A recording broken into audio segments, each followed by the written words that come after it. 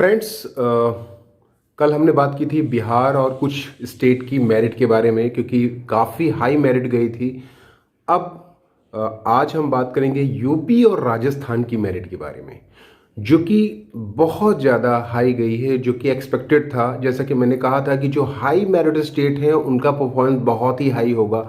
कुछ स्टेट हैं जो लो मेरिट में आते हैं, उनका परफॉर्मेंस गिरा हुआ है। तो इस बार जो मेरिट बनाने का काम हुआ था वो हाई मेरिट स्टेट ने पिछले साल से भी अच्छा परफॉर्मेंस किया था। इसकी वजह से जैसा कि मैंने कल आपको बताया भी था कि यूपी जैसे स्टेट में जिसमें 900 सीटें इस बार इंक्लूड होने वाली हैं, उसके बाद भी अगर लास्ट ईयर के कंपेयर में कंपैरिजन किया जाए तो कट ऑफ में ज़्यादा चेंजेस नहीं दिखने वाले हैं। और कैसे आप प्रोसीड करेंगे, कैसे सीटों को लेंगे, चाहे यूपी के हों, चाहे राजस्थान के हों, चाहे बिहार के कैंडिडेट्स हों, क्या अप्रोच रहेगा, कैसे आपको कहाँ पे सीटें मिलेंगी, ये हम इस वीडियो में बात करेंगे। और चॉइस फिलिंग में क्या आप सावधानियां रख सकते हैं, ये हम इस वीडियो में पूरा डिटेल में बात करेंगे। राजस्थान में भी आप देखिए तो 650 प्लस स्कोर करने वाले आपको 600-700 कैंडिडेट्स दिख जाएंगे या उससे भी ज़्यादा दिख जाएंगे। अगर आप एसटी ए कैटेगरी की मेरिट देखें, या फिर एसटी कैंडिडेट्स की मेरिट देखें, या एससी कैंडिडेट्स की मेरिट देखें, ओबीसी ईडब्ल्यूएस, सबकी मेरिट बहुत ज़्यादा हाई है। तो यहाँ पे कैटेगरी, राजस्थान एक ऐसा स्टेट है जहाँ पे कैटेगरी का ज़्यादा प्रभाव नहीं पड़ता है। यहाँ पे हर कैटेगरी के कैंडिडेट्स का परफॉर्मेंस बहुत अच्छा होता है।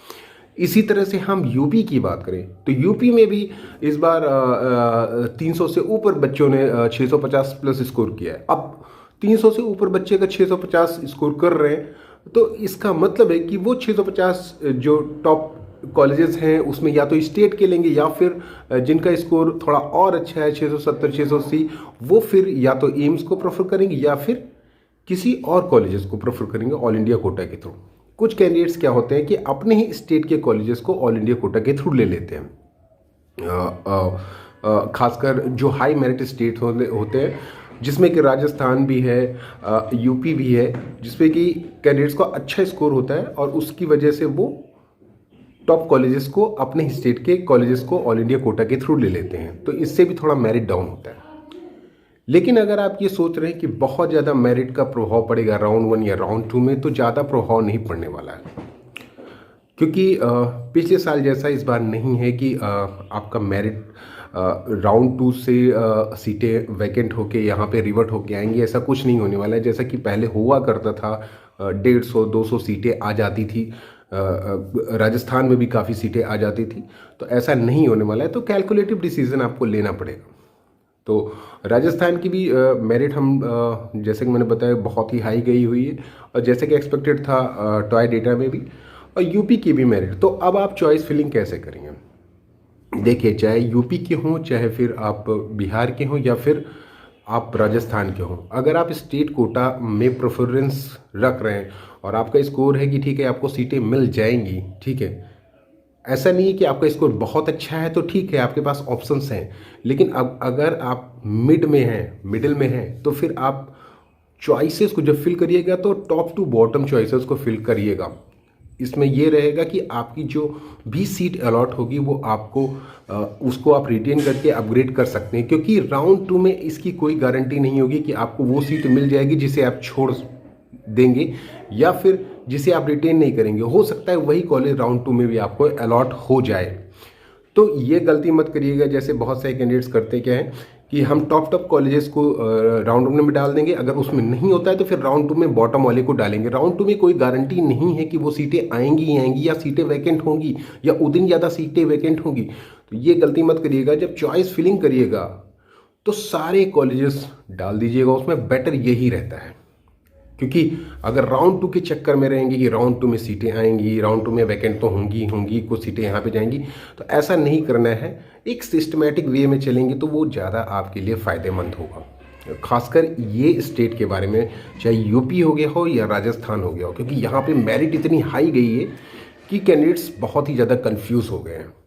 और लास्ट ईयर से भी अगर देखा जाए तो बहुत ज़्यादा हाई गई है राजस्थान की। और यूपी का तो सीटें ऐड होने के बावजूद भी, नए कॉलेजेस ऐड होने के बावजूद भी ज़्यादा कुछ प्रभाव नहीं पड़ रहा है कि बहुत ज़्यादा ड्रॉप हो जाएगा लास्ट ईयर के कंपेयर में। तो ऐसा कुछ भी नहीं होने वाला है। और जो भी काउंसलिंग करिए वो सिस्टमेटिक ढंग से करिए, चाहे ऑल इंडिया कोटा करिए चाहे स्टेट कोटा करिए। जहाँ पर भी आपको चांसेस दिखते हैं वो काउंसलिंग को प्रोसीड करिए, ठीक है। जहाँ पे चांसेस नहीं दिखते हैं या जहाँ पे आपको नहीं लगेगा कि आपको हो ही नहीं सकता है, पॉसिबल नहीं है, तो फिर उसमें आप वेस्ट करेंगे और उसमें फिर आप फंसेंगे केवल। तो बेटर यही है कि जहाँ पे आपको अच्छी अपॉर्चुनिटी दिखती है, ठीक उसी काउंसलिंग में आप पार्टिसिपेट करिए। और मोस्ट ऑफ दी स्टेट में मेरिट आ चुकी है। कुछ स्टेट हैं वेस्ट बंगाल जैसे स्टेट जिसमें अभी कुछ भी नहीं हुआ है। तो ये लेट काउंसलिंग है, लेट की वजह से आपका ही नुकसान है। ऐसा नहीं है कि इसकी वजह से आपको स्टेट कोटा में बहुत ही कम स्कोर पे सीटें मिल जाएंगी, क्योंकि अल्टीमेटली आपके कैंडिडेट्स जो हैं ऑल इंडिया कोटा में भी जाएंगे, ठीक है।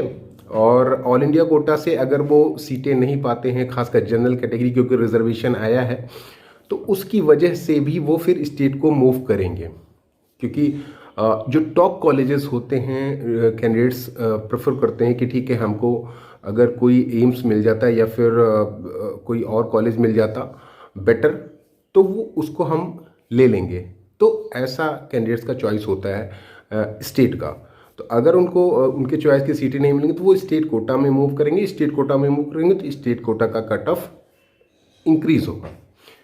तो कहने का सीधा सीधा मतलब ये है कि सिस्टमेटिक ढंग से काउंसलिंग करिए और सारी कॉलेजेस की जितनी भी पॉसिबल कॉलेजेस हैं स्टेट कोटा में सबकी चॉइस फिलिंग करिए, ठीक है। अगर आप मिड में हैं और यहाँ पर ये सोच के मत रहिएगा कि राउंड 2 में सीटें आएंगी या फिर राउंड 2 में इस कॉलेज की सीटें वैकेंट हो जाएंगी। वैकेंट होंगी सीटें, लेकिन आप इसके बेस पे चॉइस फिलिंग नहीं कर सकते कि ऐसा पॉसिबल होगा या ऐसा होगा, क्योंकि अब ये हिसाब नहीं रह गया पिछले साल वाला कि आपको मॉपअप से बहुत सारी सीटें 100-150 सीटें राजस्थान जैसे स्टेट में आ जाती थी, यूपी में भी कुछ ढेर सारी सीटें आ जाती थी, तो कैंडिडेट्स को सीटें मिल जाती। तो ऐसा नहीं है। तो मतलब एक सिस्टमेटिक ढंग से ही आप चॉइस फिलिंग करिए, वो आपके लिए बेटर रहेगा। और राजस्थान की मेरिट तो आपने देखी होगी, जिस तरह से ये आपको डेटा दिख रहा होगा कि ये तो बहुत ही हाई है, बहुत ही हाई है। यूपी की भी मेरिट काफ़ी हाई है। तो यूपी में जो बच्चे थे सोच रहे थे कि ठीक है 900 सीटें इंक्रीज़ हो रही हैं, कुछ सीटें एआईक्यू में जाएंगी, कुछ यहाँ पे जाएंगी स्टेट में, तो उस हिसाब से सीटें उनको मिल जाएंगी, लेकिन फिर मेरिट ही आपकी हाई हो गई तो फिर वो बराबर हो गया हिसाब। तो अब ये सारी बातें आप ध्यान में रखिए। जो हाई मेरिट स्टेट के कैंडिडेट्स हैं वो बिल्कुल ध्यान में रखिए कि आप अगर स्टेट में लेना चाहते हैं तो स्टेट के सभी कॉलेजेस को चॉइस में डालिए, और वो चाहे नए हो या पुराने हो, और उसी से अपग्रेड करिए। क्योंकि ये आप पे ये भी डिपेंड करेगा कि आपके स्टेट का रूल क्या है, सीट एग्जिट रूल, क्या राउंड 1 में रिपोर्टिंग करनी जरूरी है। जैसे स्टेट लाइक यूपी में आपको राउंड 1 में रिपोर्ट करना होता है। अगर राउंड 1 से आप रिज़ाइन करते हैं तो फिर आप जहाँ पे भी सीटें ला पाते हैं उसका आपको अलॉटमेंट लेटर लाना पड़ेगा, फिर यहाँ से आप रिज़ाइन कर सकते हैं। तो इस तरह का रूल है, ये सारे रूल आपको देखने पड़ेंगे, तब आप जाके डिसीज़न ले सकते हैं। तो मेरी जो सलाह है कि ऑल इंडिया कोटा में पार्टिसिपेट करें या फिर स्टेट कोटा में पार्टिसिपेट करें, सिस्टमैटिक ढंग से 1 by 1 process, step by step ही चलिए, और सारी काउंसलिंग को एकदम ध्यान से मेज़र करके ही प्रोसीड करिए, क्योंकि यही आपके लिए बेहतर हो सकता है।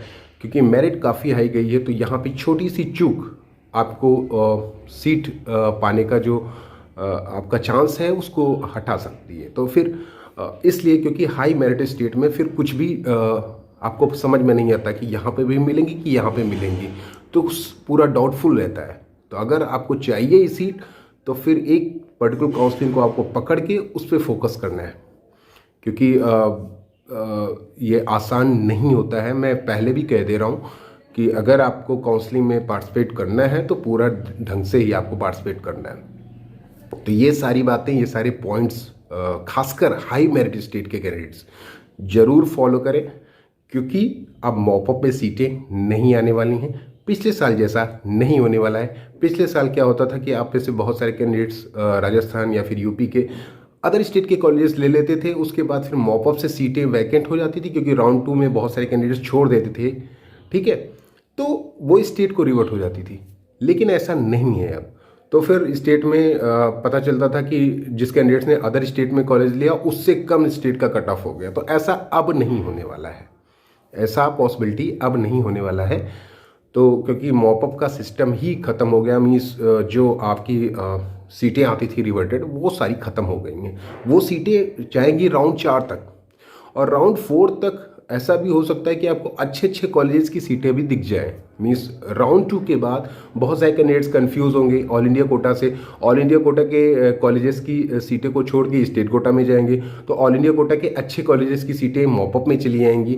इस तरह से सीटें काफ़ी फ्लैक्चुएट होंगी। तो मॉपअप या स्टे वैकेंसी राउंड तक अच्छे कॉलेजेस की सीटें आपको मिलेंगी। एम्स की भी मिल सकती हैं, इसके अलावा जिपमर की भी मिल सकती हैं, और BHU की भी मिल सकती हैं। बहुत सारे इंस्टीट्यूट की इवन DU की भी मिल सकती हैं। बहुत सारे इंस्टीट्यूट हैं जिनकी 15% की जो सीटें हैं वो आपको मॉपअप और स्टे वैकेंसी राउंड तक वैकेंट दिख सकती है, क्योंकि वहाँ तक कैंडिडेट्स कंफ्यूज रहते हैं।